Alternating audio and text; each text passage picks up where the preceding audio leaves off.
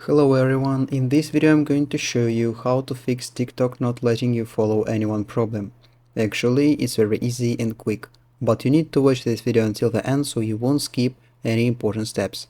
So first of all, if you face this problem, the first thing you need to do is to click on the profile icon at the bottom right corner, and then at the top right corner you need to click on the three lines button.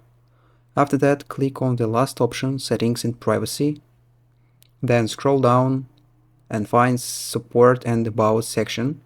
After that you need to click on report a problem button.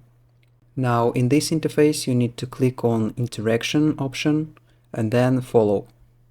Then you need to click on unable to follow a user.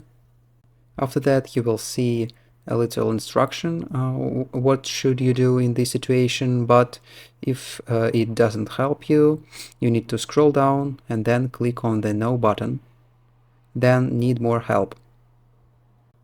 After that, in this text bar you need to type report a problem and then click on gray button submit a ticket. In this interface you need to describe your problem. For example,